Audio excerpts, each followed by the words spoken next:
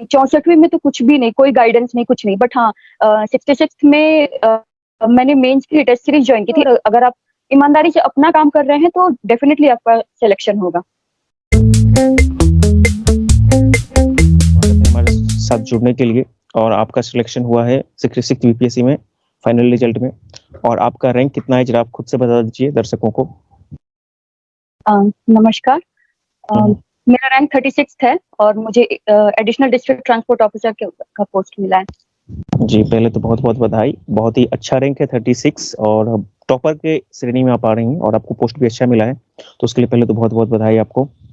जी, मैं आपको भी बधाई देना चाहती हूँ, आपका सिलेक्शन हुआ है। आपको भी बहुत बहुत बधाई। जी, धन्यवाद धन्यवाद। अच्छा मैडम, ये आपका बीपीएससी में कौन सा अटेम्प्ट था? और ये मेरा दूसरा अटेम्प्ट। अच्छा अच्छा। हाँ, ये इससे पहले मैंने 64th वाला दिया था, बट उसमें मेन मेरा सिलेक्शन नहीं हो पाया था, तो अभी 66 फिर दिया तो यहाँ हूँ। चलिए, तब तो आपने बहुत अच्छा रैंक लाया है। तो मेंस में कितना नंबर से छूटी थी मैडम आप 64वीं में? पिछली बार ज्यादा नंबर से रह गई थी। आई थिंक 30 या 40 मार्क्स से, मुझे एग्जैक्ट याद नहीं है, बट 30-40 मार्क्स से था। चलिए, बहुत अच्छी बात है कि उस कमी से आप रुके नहीं, उस असफलता से आपने लगातार कोशिश जारी रखा। और ये चीज दर्शकों को भी सीखना चाहिए, क्योंकि बहुत सारे बच्चे इस बार भी अंतिम रूप से मेरिट में लिस्ट में अपना नाम बनाने में असफल रहे, तो उनको थोड़ा सा मोटिवेट होना होगा, तैयारी जारी रखना होगा। अच्छा मैडम, जी आपका ऑप्शनल क्या था? मेरा ऑप्शनल जूलॉजी था। अच्छा, जूलॉजी। और ये आपका ग्रेजुएशन का भी सब्जेक्ट है, जूलॉजी? नहीं, ग्रेजुएशन का सब्जेक्ट मेरा बायोटेक्नोलॉजी था। मैंने पटना साइंस कॉलेज से ही बायोटेक्नोलॉजी ऑनर्स से अपना ग्रेजुएशन किया था, और फिर मैंने बनारस हिंदू यूनिवर्सिटी से मॉलिक्यूलर एंड ह्यूमन जेनेटिक्स में मास्टर्स किया था। तो जूलॉजी इसलिए भी लेने का औचित्य बनता था क्योंकि 70% सिलेबस ऑलमोस्ट मेरा कवर्ड था। बस जो 30-40% जो क्लासिकल प्रॉपर जूलॉजी का पोर्शन होता है वो मुझे करना था, इसके लिए मैंने जूलॉजी रखा। अच्छा अच्छा अच्छा। इसके लिए आपने मेंस के लिए कहीं कोचिंग वगैरह भी किया था या सेल्फ से किया था, या पहले 64वीं में किया था कोचिंग? नहीं, 64वीं में तो कुछ भी नहीं, कोई गाइडेंस नहीं, कुछ नहीं। बट हाँ, 66 में मैंने मेंस की टेस्ट सीरीज ज्वाइन की थी एडुटेरिया की, और मुझे बहुत बहुत ही फायदा मिला। मतलब मैं बता नहीं सकती। उन्होंने डेली आंसर राइटिंग प्रैक्टिस का स्टार्ट किया था, उससे बहुत ही फायदा हुआ। और कंप्लीट एनालिसिस होता था, इवैल्यूएशन होता था कि कहाँ कमी रह गई है, आपने कौन सा आंसर, किसमें क्या कमी रह गई, वो सब कुछ एकदम डिटेल में बताते थे। तो मुझे काफी फायदा हुआ उसका। चलिए, आपका जर्नी मेरी जर्नी से मिलता है। मैं भी एडिटोरिया के हिंदी ऑप्शनल का था, और उसका फायदा एग्जामिनेशन में होता। और ये चीज मैं शुरू से अपने चैनल के थ्रू सारे कैंडिडेट को बोलता हूँ कि मेंस सब कुछ डिपेंड करेगा आप कितना से कितना ज्यादा से ज्यादा प्रैक्टिस करते हैं तीनों पेपर का। तो जितना जो प्रैक्टिस करेगा मेंस का, उसका उतना अच्छा परफॉर्मेंस एग्जामिनेशन में होगा। इस चीज को सब लोग ध्यान देंगे जो भी इसको नहीं सुन रहे हैं।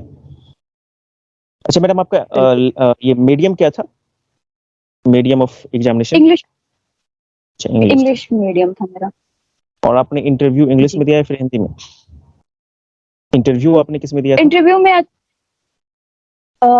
उसमें मीडियम स्पेसिफाई नहीं करना था, तो मुझसे जिस भाषा में प्रश्न पूछे जा रहे थे मैं उसी भाषा में उत्तर दे रही थी। यदि हिंदी में पूछे जा रहे थे तो मैं हिंदी में उत्तर दे रही थी, इंग्लिश में पूछे जा रहे थे तो इंग्लिश में उत्तर दे रही थी। तो अकॉर्डिंगली वहाँ पे बोर्ड बहुत कॉर्डियल होता है। तो अच्छा, ये मैं बात इसलिए यहाँ पे रख रहा हूँ क्योंकि कुछ बच्चों का ऐसा भी सवाल होता है कि मैं इंग्लिश में दे रहा हूँ तो क्या हिंदी में इंटरव्यू दे रहा हूँ, तो इसका मतलब है कि इंटरव्यू में कोई लैंग्वेज बैरियर नहीं है।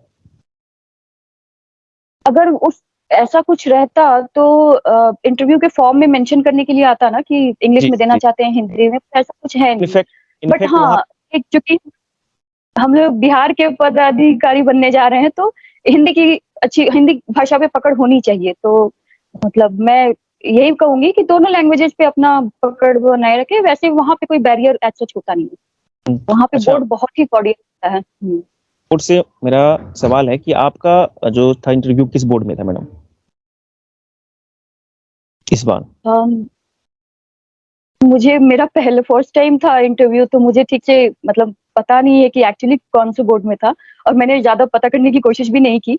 But I think Shubhendu sir का बोर्ड पड़ा था शायद, मुझे ठीक से पता नहीं, सॉरी। अच्छा, ये कितना देर चला था बोर्ड आप मतलब इंटरव्यू पूरा? वही जो नॉर्मल 18 टू 20 मिनट्स चलती हैं, वही 20 मिनट काम चला। 18 to 20 minutes is very standard. Normally लोगों का ऐसा भी था कि 12 से 15 मिनट में, 10 से 12 मिनट में छोड़ देते थे, तो 18 मिनट निश्चित रूप से बहुत अच्छा इंटरव्यू आपका कहा जा सकता है। जी तो थैंक यू।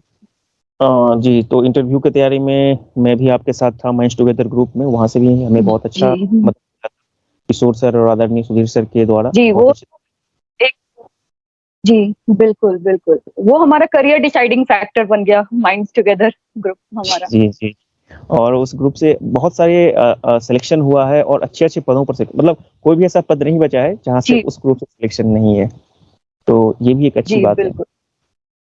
अब आ जाते हैं मैडम हम जी लोग, जब वो मार्कशीट आना बाकी है फिर पता चलेगा कि कहाँ कहाँ कितना नंबर था। अब बात कर रहे हैं जो 67 के कैंडिडेट हैं, ठीक है ना, और इस बार भी जो छूट गए हैं, उनके लिए आप क्या मतलब कि बोलना चाहेंगे कि वो किस तरह अपनी तैयारी को इस दौर से आगे लेकर जाएं? उनके लिए मैं यही कहना चाहूंगी कि हार तो बिल्कुल भी नहीं माननी है, क्योंकि आप मेरा एग्जांपल देख लीजिए। मैंने 2016 में अपना मास्टर्स कंप्लीट किया था, 2017 से मैं तैयारी में लगी, और 2020 में 66 का फॉर्म आया था। उसके पहले भी 2018 में 64वीं का था, तो मैंने प्रीलिम्स क्लियर किया, मेंस नहीं हो पाया। अगर मैं हार मान के बैठ जाती तो आज मैं यहाँ नहीं होती। तो हार नहीं माननी है, एंड बहुत ही पॉजिटिव रहना है, क्योंकि मतलब बहुत अच्छे चांसेस रहते हैं अगर आप मेहनत कर रहे हैं, क्योंकि मेहनत तो करनी पड़ेगी, बिल्कुल बहुत ज्यादा मेहनत करनी पड़ेगी, और अगर आप ईमानदारी से अपना काम कर रहे हैं तो डेफिनेटली आपका सिलेक्शन होगा। जी, समय लग सकता है, it is totally worth it. क्योंकि मैं इसको थोड़ा सा और सिंपल भाषा में ये इस तरह से बोलता हूँ हमेशा अपने स्टूडेंट्स को, कि यदि एक बार आप बीपीएससी के दरवाजे पे पहुंच गए हैं, पीटी मेंस और इंटरव्यू तक, तो निश्चित रूप से चांस आपको भले ही 2-3 लगे लेकिन आप क्रैक करिएगा। ये कॉन्फिडेंस होना चाहिए छात्र। बिल्कुल बिल्कुल जी बिल्कुल। और हाँ, ये चीज है कि मतलब जैसे आपको याद होगा, सुधीर सर हमेशा हमें बोलते रहते थे कि बिहार के बच्चों में अपने अपने आप पर कॉन्फिडेंस बहुत कम रहता है, अपना आत्मविश्वास थोड़ा कम रहता है। तो मैं जी ये जी चीज कहना चाहूंगी कि सब लोग बहुत कैपेबल है। मुझे खुद को नहीं अंदाजा था कि मुझे इतनी मतलब मेरी इतनी अच्छी रैंक आएगी। तो मैं इसलिए कहना चाहूंगी कि अगर आप ईमानदारी से मेहनत कर रहे हैं तो बिल्कुल आपका सिलेक्शन होगा, कोई नहीं रोक सकता। जी जी, ये बात कॉन्फिडेंस होना बहुत जरूरी है जी। कॉन्फिडेंस के जी बदौलत ही बिल्कुल। आप करिएगा, खुद ही कॉन्फिडेंस लूज कर जाइएगा तो एग्जामिनेशन में आपका कैसे परफॉर्मेंस अच्छा होगा। सबसे ज्यादा जरूरी मतलब क्या करना है, इससे ज्यादा जरूरी मुझे ये लगता है कि ये पता होना चाहिए क्या नहीं करना है।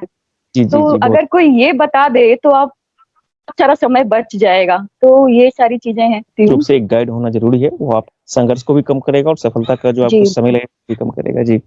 अ, अभी आपको पोस्ट एडीटीओ आपको पोस्ट मिला है, तो ये आपका पोस्ट प्रेफरेंस में कितने नंबर पे था एडीटीओ? ये दूसरे दूसरे नंबर पर था, दूसरे नंबर पर अच्छा, था। आपने दूसरे नंबर पर इसको डाला था जी जी। चलिए अच्छा है। पहला ऑब्वियसली डीएसपी होगा या दूसरा था? नहीं नहीं नहीं, डीएसपी मैंने मतलब मेरा प्रेफरेंस नहीं था, और मैंने पहला डाला था स्टेट टैक्स असिस्टेंट कमिश्नर का पोस्ट डाला था मैंने, बट वो तो सारे टॉपर्स ही ले गए। रैंक 1 to 6 में मतलब हमारी जनरल की सीट खत्म हो गई, तो फिर मुझे सेकंड प्रेफरेंस मिल गया। तो I am happy, it's not a big नहीं चलिए, ये आपका चॉइस था तो ये डील। तो निश्चित रूप से आपके लिए बहुत अच्छी बात है। मेरे फादर की ही देन है, मतलब इतना पेशेंस रखना, और मेरे पेरेंट्स ने बहुत सपोर्ट किया। तो मतलब मेरे फादर ने तो बहुत ही ज्यादा, वो एक सोशल प्रेशर भी होता है एक टाइम के बाद, बट मेरे फादर वो बहुत, मेरे पापा वाज लाइक कि ठीक है, जो बोल रहा है बोलने दो, तुम अपना काम करो बस, तुम्हें नहीं उससे बहुत कोई लेना देना नहीं होना। जी जी, फैमिली का सपोर्ट एग्जैक्टली। बहुत जरूरी है। जब आपको मतलब कि खराब समय में फैमिली सपोर्ट करता है, फ्रेंड सपोर्ट करता है, तो आपके लिए आसान हो जाता है चीजों को जी प्राप्त। लोग तो बोलते ही रहते हैं जी। बिल्कुल। अभी जी बहुत सारे ऐसे कैंडिडेट हैं जो 68 की तैयारी में लगे हुए हैं, खासकर बीपीएससी जब से अपना कैलेंडर रेगुलर की है। हाँ, थोड़ा लेट तो हो रहा है लेकिन 1.5-2 साल में आपको कंप्लीट हो जा रहा है एक वैकेंसी। तो बहुत सारे छात्रों जी का रुझान हुआ है। तो कुछ का ऐसा भी जी जी बिल्कुल। क्वेश्चन रहता है कि अभी पहले मेंस की तैयारी करें या पीटी की तैयारी करें, तो ऐसे छात्रों को आप क्या बोलना चाहेंगे, आपको जो ऐसा लगता है? देखिए, जहां तक मेरी समझ में मेरा समझ है, पीटी और मेंस, पीटी हो या फिर मेंस हो, बिहार से रिलेटेड जो भी चीजें हैं वो आपको शुरू से ही करनी होगी, क्योंकि जैसा हमारा एग्जाम है, मैंने देखा है, तो बिहार के बारे में आपको एकदम कंप्लीट 360 डिग्री नॉलेज होनी चाहिए। तो जब वो आप प्रीलिम्स के लिए पढ़ेंगे तो वो ऑब्वियसली आपके लिए, आपको मेंस के लिए भी हेल्प करेगा। जितने भी जी डेटा है, जितने भी फैक्ट्स, तो आपको हेल्प करेगा। तो एज सच मैं कहूंगी कि कोई सेपरेट तैयारी नहीं है, हाँ, प्रीलिम्स के लिए थोड़ा-सा करंट अफेयर्स वगैरह वन लाइनर टाइप के आते हैं और तो थोड़ा स्पेशल फोकस देना रहता है। बट प्रीलिम्स के बाद भी आपको अगर आपका ऑप्शनल कंप्लीट है और आपको जीएस पे थोड़ी-सी पकड़ है, तो मुझे लगता है कि हमें एम्पल मतलब काफ़ी समय मिलता है कि मेंस के लिए हम अपना शुरू से अगर कोई स्क्रैच से भी शुरू करना चाहे तो मेंस के लिए तैयारी शुरू कर सकता है। तो उसमें कोई बड़ी बात नहीं है। समग्रता में तैयारी करना है, कोई सेपरेट वे में आपको नहीं चलना है। और जो आप पीटी में पढ़ते हैं वो तो मेंस में नहीं। ऑब्वियसली डाटा आपके यूज हो ही जाते हैं। जी जी, जी, बिल्कुल। चलिए करिश्मा जी, हमारे साथ जुड़ने के लिए बहुत-बहुत धन्यवाद। आपके उज्जवल भविष्य की शुभकामनाएँ। और इसी तरीक़ा से ना सिर्फ़ आप अपने आस-पास के लोगों को बल्कि बिहार के अन्य लड़कियों के स्टूडेंट्स को इसी तरह से आप मोटिवेट करते रहें। Thank you very much. Thank you so much. Subscribe करें हमारे channel M Singh found news को और बेल आइकन को प्रेस करने के बाद नोटिफिकेशन को ऑन कर लें कॉम्पिटिटिव एग्जाम की तैयारी एवं संबंधित सभी जानकारी सबसे पहले पाने के लिए।